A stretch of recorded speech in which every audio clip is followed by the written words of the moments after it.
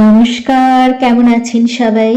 আবার জীবনের ওঠা পড়ার নতুন দিনের নতুন একটা ব্লগ ভিডিও নিয়ে চলে এলাম আপনাদের সামনে। সঙ্গে থাকুন, দেখতে থাকুন, আশা করছি ভালো লাগবে।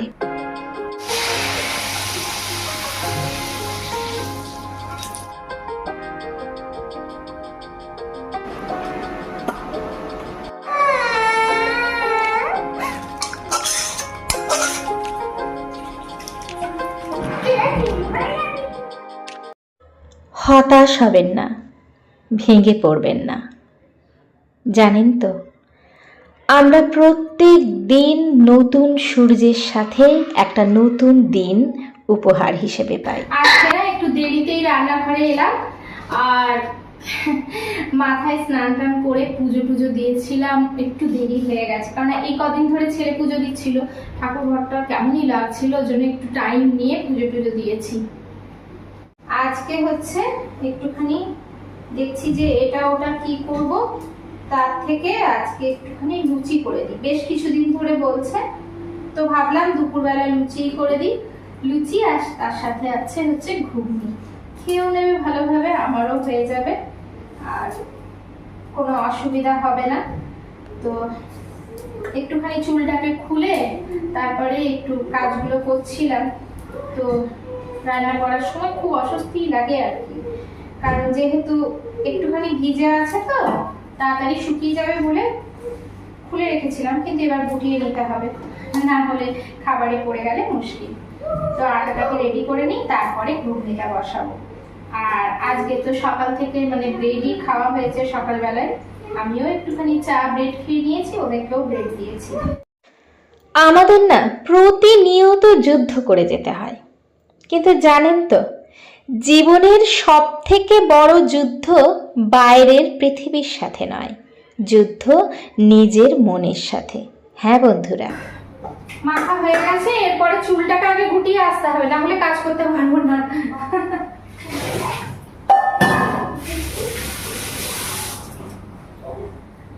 এটাকে ঢাকা দিয়ে রেখে দিই, যতক্ষণে ঘুগনিটা হবে ততক্ষণে একটুখানি রেস্টে থেকে যাবে।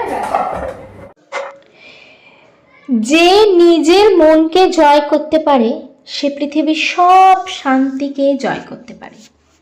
কিন্তু আজকের দিনে অধিকাংশ মানুষ না নিজের মনের কাছেই পরাজয় হয়ে যায়, হতাশাগ্রস্ত হয়ে যায়। দুশ্চিন্তা, হতাশা, ভয় মানুষের মনকে না আস্তে আস্তে গ্রাস করে ফেলে। আসলেই আজকাল অধিকাংশ মানুষ ভবিষ্যৎ নিয়ে এতটা চিন্তা করেন যে বর্তমানকে না কোথাও হারিয়ে ফেলেন, জানেন তো। তো যাই হোক, একটুখানি ভিডিও সংক্রান্ত কথা বলি, তারপরে আবার ফিরে আসছি। আজকে নিরামিষ ঘুগনি করছিলাম। তো আজকে হচ্ছে আপনারা দেখছেন মঙ্গলবারের ভিডিও। মঙ্গলবার যেহেতু নিরামিষ, ছেলেদের ইচ্ছে ছিল আজকে নিরামিষ লুচি ঘুগনি খাবে, তো তার জন্যই এই আয়োজন আর কি। একটুখানি বেশি করে টমেটো দিয়েছি, একটু আদা জিরের পেস্ট দিয়েছি, আর কিছুটি দিনই আর এই যে আলু সেদ্ধ করেছিলাম সেগুলোকেই দিয়ে দিয়েছি। আর আমি কিন্তু যে সেদ্ধ করেছিলাম জলটা, সেই জল সমেত মোটরটাকে দিয়ে দিয়েছি, বেশি ভাজাভুজি করিনি।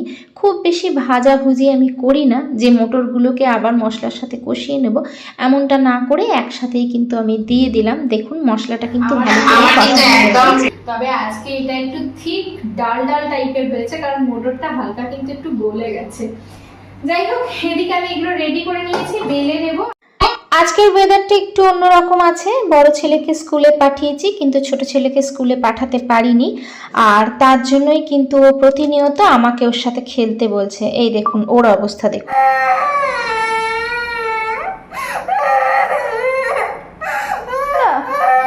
আমি রান্না বান্না করবো না তো? হ্যাঁ কি গো?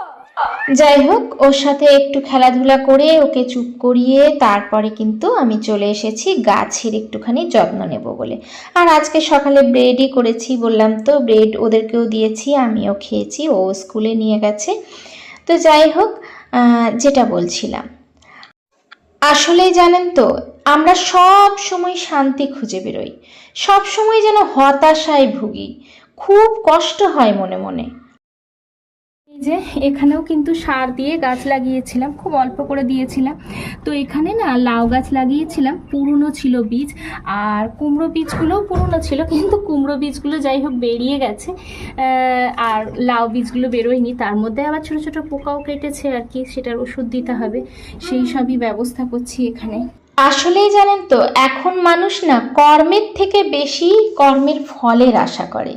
মানুষ এত বেশি চিন্তা করে যে বর্তমান মুহূর্তকে না হারিয়ে ফেলে। কিন্তু জীবন তো বর্তমানেই রয়েছে, তাই না? ওর জন্যই বলে কর্ম করে যাও, তোমার যেটা ভালো লাগে তুমি সেটাই করে যাও, ফলের আশা কিন্তু করো না। যদি তুমি ফলের আশা করে থাকো তাহলে তোমাকে প্রতিনিয়ত বারবার কষ্ট পেতে হবে। সুখ কিন্তু বাইরের কোনো বস্তু নয়, না বন্ধু, সুখ বাইরে নয়, সুখ বাইরের বস্তু নয়।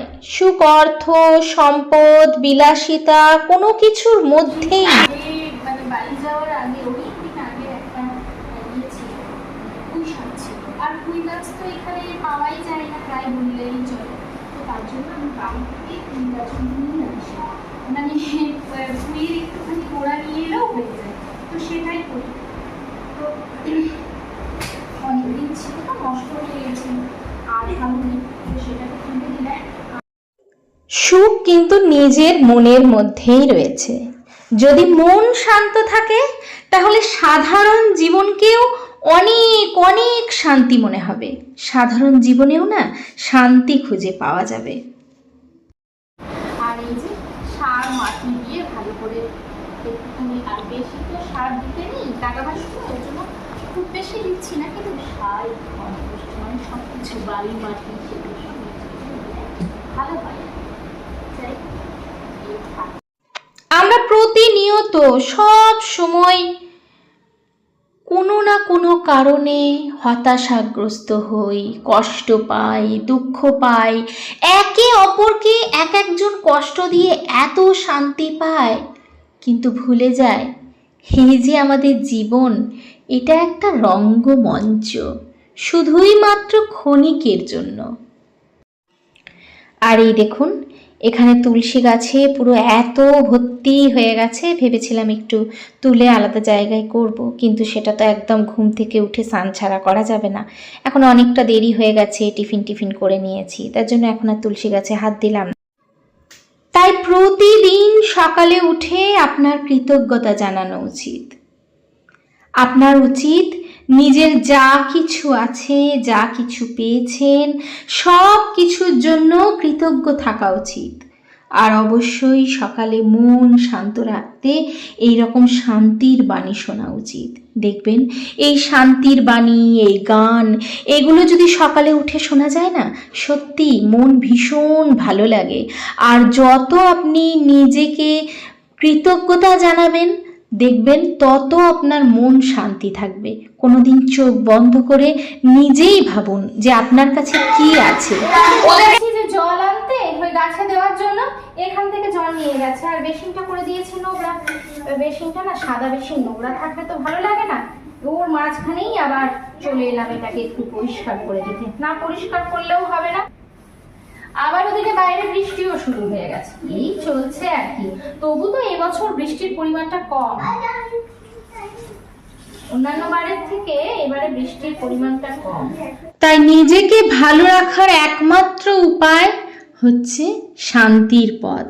আর সেই শান্তি আপনি পাবেন তখনই যখন আপনি আপনার কাছে যা আছে তাতেই আপনি কৃতজ্ঞ থাকবেন। তাই সব সময় কৃতজ্ঞতা জানান। আর এই যে এদিকে দুজনের খেলা কিন্তু চলছে।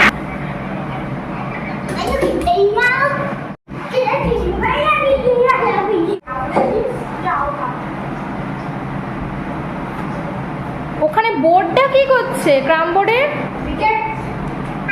বোর্ডের বোর্ড হয়ে গেছে, অনেকটা দেরি, আর দেরি করলে হবে না, তাহলে কিন্তু মুশকিল হয়ে যাবে। চলুন এরপরে বাদ বাকি কাজগুলো রান্নাঘরে আছে, এবার রান্নাঘরে যাই আর রান্নাঘরের কাজ করতে শুরু করে দিই। তো এই যে চলে এসেছি লুচিগুলো করে নিতে। আর একটুখানি যেহেতু অনেকক্ষণই পর্যন্ত আটাটা মেখে রেখেছিলাম, আমি কিন্তু নর্মাল আটা দিয়েই করেছি, আর তার সাথে অল্প একটু সুজি দিয়েছি। লুচিটা কিন্তু বেশ অনেকক্ষণ ধরে ফুলকো থাকে সুজি দিয়ে, আর গরম জলে মেখেছি। ভীষণ ভালো কিন্তু এটা লুচি হয়, এরকমভাবে লুচি করলে একদম সফট হয় আর ফুলকো ফুলকো থাকে। আর প্রত্যেকটা লুচি কিন্তু ফুলকো ফুলকো হবে এরকম সুজি একটুখানি মিক্সড করতে পারলে। আর আটা দিয়ে নর্মাল লুচি আমি করি, আমি কিন্তু ময়দার লুচি করি। প্রতিদিনের মতো কিছু কমেন্ট আপনাদের সাথে শেয়ার করব। কবিতা দিদি ভাই বলেছেন শুভরাত্রি, এইভাবে ঘরোয়া বিরিয়ানি খেতে খুব ভালো লাগে। এটাকে চিকেন পোলাও বলা যায়, যেহেতু গোবিন্দভোগ চাল দিয়ে করেছো। একদমই তাই, যেটা বলবেন সেটাই বলা যায়, তবে খেতে কিন্তু ভালোই হয়েছিল। যাই হোক, যদি কেউ না বানিয়ে থাকেন এরকম কিন্তু বানিয়ে দেখতে পারেন। অনেক অনেক ভালোবাসা, আন্তরিক শুভেচ্ছা এইভাবে আমার পাশে থাকার জন্য, সাথে থাকার জন্য। একবারে ওদেরকে খেতে দিয়ে দেবো, গরম গরম ফুলকো ফুলকো লুচি খেতে বেশ ভালোই লাগবে। ওর জন্য সবজিটা আগে করে নিলাম, যে আগে ওদেরকে খেতে দিয়ে দেবো।